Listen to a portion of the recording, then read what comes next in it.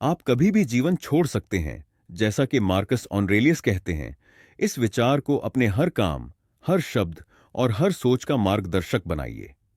जीवन छोटा है। हर कार्य ऐसे करें जैसे वह किसी मरते हुए व्यक्ति का अंतिम अंतिम कर्म हो। मुझे लगता है कि मार्कस ऑनरेलियस इतिहास के सबसे फैसिनेटिव, आश्चर्यजनक व्यक्तियों में से एक हैं। हमने हमेशा यही सुना है कि संपूर्ण शक्ति भ्रष्ट कर देती है, लेकिन मार्कस इस नियम के अपवाद थे। वह किसी शाही परिवार में जन्मे नहीं थे, बल्कि उन्हें युवा अवस्था में ही चुना गया और सत्ता के लिए तैयार किया गया। दिलचस्प बात यह है कि उसी उम्र में नीरो को भी सत्ता मिली थी, लेकिन दोनों के रास्ते अलग थे। और सत्ता पाने के बाद मार्कस ने सबसे पहला कार्य यही किया कि उन्होंने अपने भाई के साथ सत्ता साझा कर ली। मैंने मार्कस ऑनरेलियस को तब से पढ़ना शुरू किया जब पहली बार मेडिटेशन पुस्तक पढ़ी। इस पुस्तक ने मेरी जिंदगी बदल दी और पिछले 2000 वर्षों में इसने लाखों लोगों की जिंदगी बदली है। आपका स्वागत है हमारे चैनल बुक नेविगेटर में। आज के इस एपिसोड में मैं आपको इस दार्शनिक राजा मार्कस ऑनरेलियस से मिली कुछ बेहतरीन शिक्षाओं के बारे में बताऊंगा।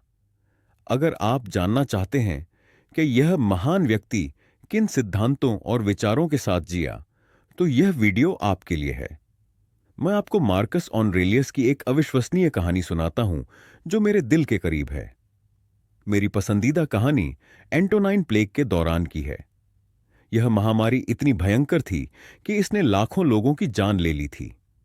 रोम की अर्थव्यवस्था बर्बाद हो चुकी थी, लोग सड़कों पर मर रहे थे और हर कोई सोच रहा था कि अब कुछ भी ठीक नहीं हो सकता। और ऐसे संकट में मार्कस ऑनरेलियस क्या करते हैं? वह शाही महल में घूमते हैं और वहां की कीमती वस्तुओं को चिह्नित करना शुरू कर देते हैं ताकि उन्हें बेचा जा सके। 2 महीनों तक वह महल के लॉन में बैठकर सम्राट की मूल्यवान गहने, वस्त्र, फर्नीचर और अन्य कीमती चीजें बेचते रहे। वह एक संदेश दे रहे थे, मैं खुद को पहले नहीं रखूंगा। मुझे इन विलासिताओं की जरूरत नहीं है जब लोग संकट में हैं। यह वही बात है जैसे कोई सीईओ कठिन समय में अपनी सैलरी कम कर दे, कोई खिलाड़ी अपनी टीम के लिए सैलरी में कटौती करवा ले, या कोई सच्चा नेता अपनी सुविधा से पहले जनता की भलाई को रखे। यही सच्ची महानता होती है। और यही कारण है कि मैं मार्कस ऑनरेलियस की इस कहानी को पसंद करता हूं। मुझे पता है कि आपको ऐसा लगता है कि आप अटक गए हैं इस जीवन की तमाम मुसीबतों में जिन्होंने आपकी सफलता के रास्ते बंद कर दिए हैं। लेकिन स्टोइक दार्शनिकों का मानना है कि अगर एक रास्ता बंद हो जाता है तो दूसरा खुल जाता है। मार्कस ऑनरेलियस कहते हैं, रुकावट ही रास्ता बन जाती है। जो चीज हमें रोकती है वही हमें आगे बढ़ने का अवसर देती है। इसका मतलब यह नहीं है कि जीवन में कोई बाधा नहीं आएगी, लेकिन अगर कोई आपको रोक भी देता है तो भी आपके पास विकल्प हैं। आप धैर्य रख सकते हैं, आप क्षमा कर सकते हैं, आप सहनशीलता और उत्कृष्टता का अभ्यास कर सकते हैं। हम इस दुनिया में जो होता है उसे नियंत्रित नहीं कर सकते, लेकिन हम इस पर कैसे प्रतिक्रिया देते हैं यह पूरी तरह हमारे नियंत्रण में है। इसलिए यदि कोई रास्ता बंद होता है तो खिड़की अब भी खुली होती है। अगर कोई व्यक्ति आपके रास्ते में आता है, आपको रोकता है या बाधा डालता है, तो वह आपकी सोचने, प्रतिक्रिया देने और धैर्य रखने की शक्ति को नहीं रोक सकता। यही स्टोइक दर्शन है। वे आपको रोक नहीं सकते, वे आपको किसी नए रास्ते पर जाने से नहीं रोक सकते, अपने विचार बदलने से नहीं रोक सकते, कुछ नया आजमाने से नहीं रोक सकते, बाधाओं से सीखने और उनके कारण आगे बढ़ने से नहीं रोक सकते। स्टोइक्स कहते हैं कि कोई भी हमें अनुकूलन, परिवर्तन और अनुभवों को अपनाने से रोक नहीं सकता। जो भी बाधाएं हमारे रास्ते में आती हैं, हम उन्हें नए रास्तों में बदल सकते हैं। यही the obstacle is the way का असली अर्थ है। आप कभी भी पूरी तरह से अटक नहीं सकते, क्योंकि आपके पास हमेशा चुनने और बदलने की शक्ति होती है। हम जानते हैं कि हमें क्या करना चाहिए, लेकिन हम करते नहीं हैं। हमें पता है कि सही काम क्या है, लेकिन असली समस्या उसे करने की है। मार्कस ऑनरेलियस कहते हैं, तुम आज भी अच्छे हो सकते हो, लेकिन तुम इसे कल पर टाल देते हो। हम क्या करते हैं? हम कहते हैं, कल से डाइट शुरू करूंगा, कल से उपन्यास लिखना शुरू करूंगा, कल घर की सफाई करूंगा, कल से किताबें पढ़ना शुरू करूंगा। टालते रहते हैं। अगर केवल किसी काम को करने की जानकारी ही काफी होती तो कोई भी अस्वस्थ नहीं होता। हर किसी के पास अच्छी सेहत होती, सभी के सिक्स पैक एब्स होते, हर प्रोजेक्ट समय पर पूरा हो जाता। हमें पता होता है कि कैसे करना है, परंतु समस्या यह है कि हम करते नहीं हैं। इसीलिए स्टोइक दर्शन में एक्शन, कर्म का महत्व है। दिन के अंत में केवल कार्य ही मायने रखता है। यह आपके शब्द नहीं, यह आपके विचार नहीं, बल्कि आपके कार्य हैं जो आपके जीवन को परिभाषित करते हैं। आप कौन सा पहला कदम उठाने वाले हैं, क्योंकि यही वह चीज है जो आपको आपके लक्ष्य तक पहुंचाएगी, एक एक कदम करके। मार्कस ऑनरेलियस कहते हैं, कोई भी तुम्हें पहला कदम उठाने से नहीं रोक सकता। आत्म जागरूकता, सेल्फ अवेयरनेस ही असली कुंजी है। किसी भी समस्या से निपटने के लिए पहले यह समझना जरूरी है कि आप जो महसूस कर रहे हैं वह क्यों महसूस कर रहे हैं। उदाहरण के लिए मार्कस ऑरेलियस अपनी किताब में कहते हैं कि मैं जब महामारी के दौरान अपने जीवन को देख रहा था तो मुझे लगा कि जब मेरी जिंदगी की व्यस्तताएं कम हो जाएंगी तो मेरा तनाव और चिंता कम हो जानी चाहिए। लेकिन ऐसा नहीं हुआ। फिर मुझे एहसास हुआ कि मेरी चिंता बाहरी परिस्थितियों से नहीं बल्कि मेरे अंदर से आ रही थी।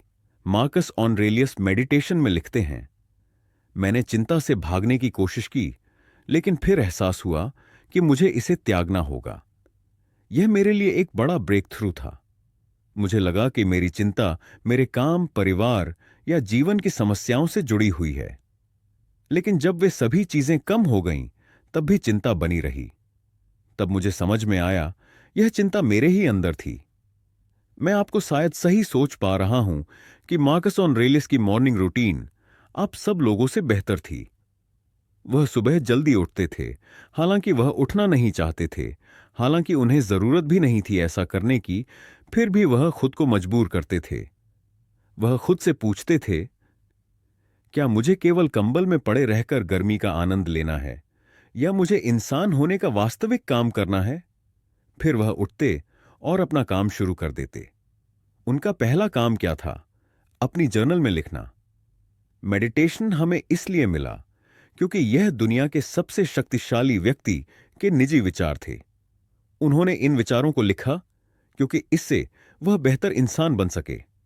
और फिर वे क्या करते थे? इसके बाद मार्कस ऑनरेलियस अपने दिन के सबसे महत्वपूर्ण कार्य पर लग जाते थे। वह कहते थे, रोमनों की तरह ध्यान केंद्रित करो। हर कार्य ऐसे करो जैसे यही तुम्हारे जीवन का आखिरी कार्य हो। यही उनकी सुबह की दिनचर्या थी जिसने उन्हें सफलता के लिए तैयार किया। उन्होंने कभी दिन को बिना योजना के शुरू नहीं किया। उन्हें पता था कि अच्छी शुरुआत आधी जीत के बराबर होती है, और हमें भी अपने दिन की शुरुआत एक ऐसी सुबह की दिनचर्या से करनी चाहिए जो हमें पूरे दिन पर नियंत्रण रखने की शक्ति दे। यह आत्मानुशासन, सेल्फ डिसिप्लिन है। कोई और इसे आपके लिए नहीं करेगा। आपने इसे खुद चुना है। आप सीख रहे हैं, आप अध्ययन कर रहे हैं, आप आत्मसुधार कर रहे हैं, लेकिन आपको यह सुनिश्चित करना होगा कि आप इसे केवल खुद पर लागू करें। मार्कस ऑनरेलियस कहते हैं, दूसरों के प्रति सहिष्णु बनो, लेकिन स्वयं के प्रति कठोर बनो। इसका उद्देश्य स्वयं पर नियंत्रण प्राप्त करना है, न कि दूसरों को नियंत्रित करना।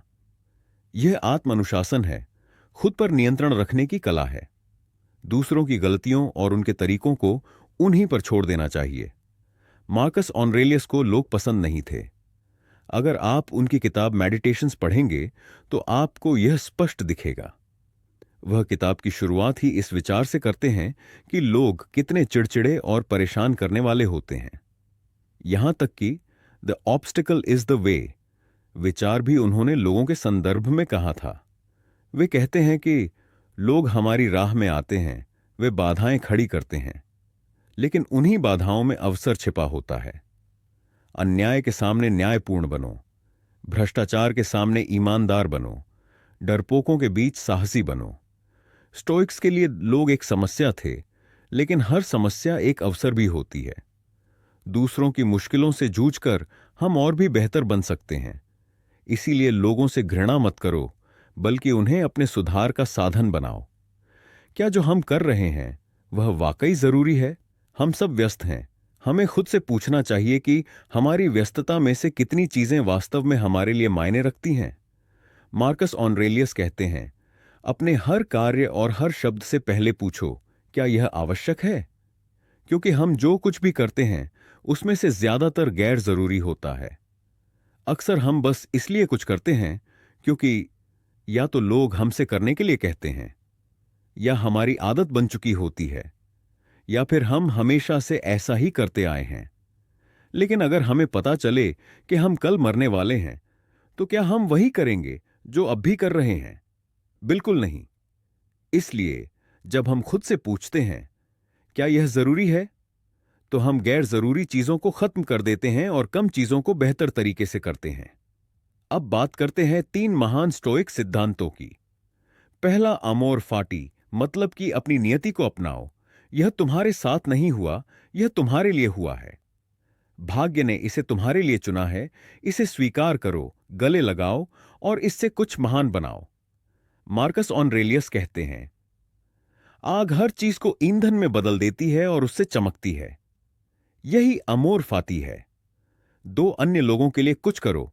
इस जीवन का फल है अच्छा चरित्र और समाज की भलाई के लिए कार्य करना। स्टोइक दर्शन केवल आत्म केंद्रित सफलता के लिए नहीं है। यह इस बारे में है कि आप दूसरों के लिए क्या कर सकते हैं। क्या आप अपने समुदाय में योगदान कर रहे हैं? क्या आप मानवता के लिए कुछ अच्छा कर रहे हैं? 3, मेमोरी मोरी, मृत्यु का स्मरण करो। तुम किसी भी क्षण जीवन छोड़ सकते हो। इस विचार को अपनी हर सोच, हर शब्द और हर कर्म का मार्गदर्शक बनाओ। मार्कस ऑरलियस कहते हैं कि जीवन छोटा और नाजुक है। महामारी ने हमें यह सिखाया है, जब तक जी रहे हो पूरी तरह जियो। अगर आप स्टोइक दर्शन के बारे में और अधिक सीखना चाहते हैं तो हमारे चैनल बुक नेविगेटर को सब्सक्राइब करें। हमारे वीडियो देखें और इस महान ज्ञान को अपने जीवन में लागू करें।